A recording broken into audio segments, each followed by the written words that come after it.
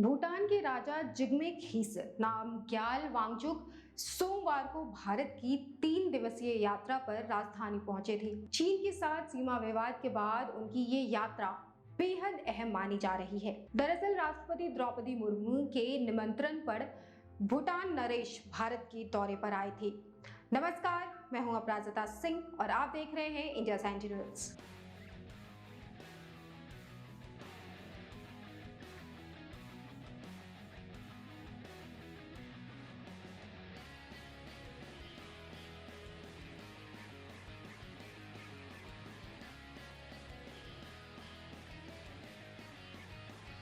गौरतलब है कि भारत दौरे पर वांगचुक के साथ भूटान के विदेश मंत्री डॉक्टर टांडी दोरजी और अन्य वरिष्ठ अधिकारी भी साथ थे।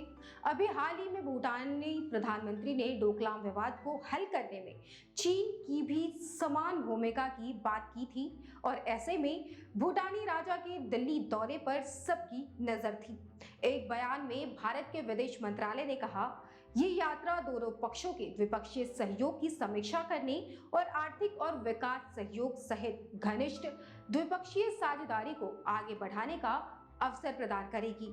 हालांकि भारत ने इस यात्रा को एक मित्र पड़ोसी देश के राज्य प्रमुख द्वारा एक नियमित दौरे के रूप में पेश किया है। हालांकि इस यात्रा ने देश और विदेश में भू राजनीतिक पर्यवेक्षकों और विश्लेषकों के बीच काफी रुचि पैदा की है। गौरतलब है कि भूटान की राजा की यात्रा भारत में ऐसे समय में हुई है जब देश के प्रधानमंत्री लोब्गे शेरिंग सहित राज्य के वरिष्ठ अधिकारियों की आलोचना हो रही है कि भूटान और चीन अपनी विवादित सीमाओं को निपटाने के लिए समझौता करने के करीब आ रहे हैं। इसने भारतीय प्रतिष्ठान, मीडिया और पर्यवेक्षकों के कुछ वर्गों को सचेत कर दिया है कि थिम्पू और बीजिंग के बीच एक सीमा समझौता नई दिल्ली के सुरक्षा हितों को खतरे में डाल सकता है। गौरतलब है कि चीन ने दोनों देशों के बीच सीमा विवाद को सुलझाने के लिए भूटान को एक पैकेज डील की पेशकश की, जिसमें बीजिंग चीन के पश्चिमी दावों को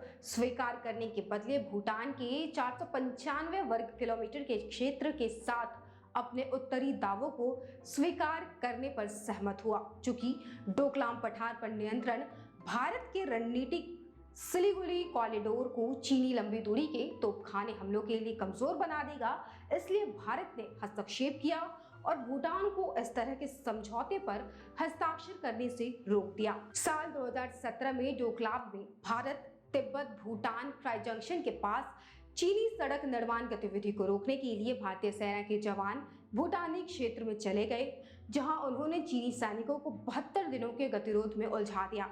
2007 की भारत भूटान संधि, जिसके अनुच्छेद 2 में कहा गया, भूटान की ओर से भूटान और चीन दोनों का दावा है कि भारतीय सैनिक उस क्षेत्र में प्रवेश कर सकते हैं, जिसमें कहा गया है भूटान के बीच घनिष्ठ मित्रता और सहयोग के स्थायी संबंधों को ध्यान में रखते हुए और भारत भूटान साम्राज्य की सरकार और भारत गणराज्य की सरकार अपने राष्ट्रीय हितों से संबंधित मुद्दों पर एक दूसरे के साथ मिलकर सहयोग करेंगे।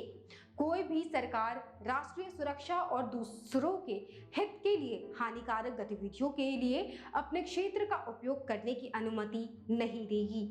तब से स्थिति बहुत ज्यादा बदल गई है। डोकलाम गतिरोध के बाद से भूटान के राजनीतिक दायरे में चीन समर्थक आवाजों की संख्या तेजी से बढ़ रही है।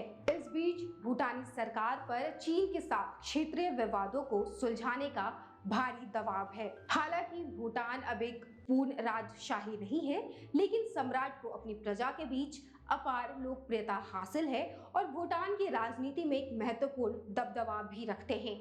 चूंकि भारतीय विदेश मंत्री डॉक्टर एस जयशंकर और राष्ट्रीय सुरक्षा सलाहकार अजीत डोभाल वांगचुक से मिले और चर्चा की, सभी की निगाहें भूटान पर थी कि क्या ये राज्य भारत की सुरक्षा चिंताओं के प्रति संवेदनशील बना रहेगा। चीन खासकर ऐसे समय में जब नई दिल्ली और बीजिंग के बीच संबंध 1962 के बाद से सबसे निचले स्तर पर है, ऐसे समय में भूटान के राजा की ये यात्रा बेहद अहम थी। अभी खबरों में बस इतना ही। आगे सेना से जुड़ी खबरों के लिए देखते रहें इंडिया सेंटिनल्स।